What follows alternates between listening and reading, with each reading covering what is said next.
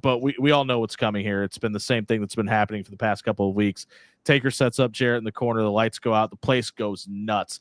As over as the Undertaker was in this moment, it kind of felt like Kane was the biggest deal on the show when this happens. People were really digging the legit fear that was built into Kane at this time, Brian. Yeah, well, it was a new character, and Undertaker didn't sell for anybody, but he sold for this guy.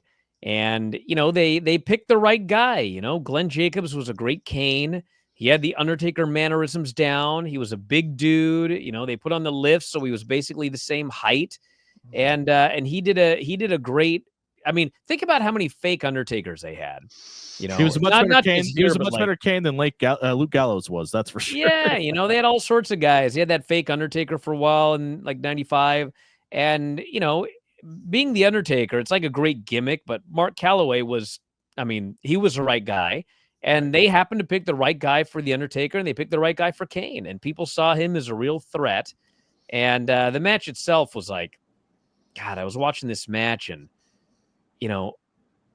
Undertaker, and it wasn't at this point yet, Undertaker eventually became like a really, really good worker. Mm-hmm. And all of his big matches ended up being great, like his big WrestleMania matches. We're still a few years away from that. Uh-huh.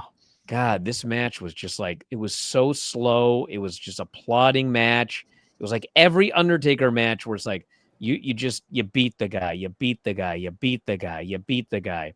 Like if the match is 10 minutes, you beat the guy for 8 minutes, do like a minute of heat. And to be fair, nobody wanted to see Undertaker sell. Right. So, if Undertaker's going to be selling for 8 minutes, the crowd's going to be dead. So, like, this was the alternative. But still, it didn't make for super exciting matches at this point. We've already calculated that I'm really bad at math, but I think I counted 945 Irish whips during this match, by the way. Yeah, God.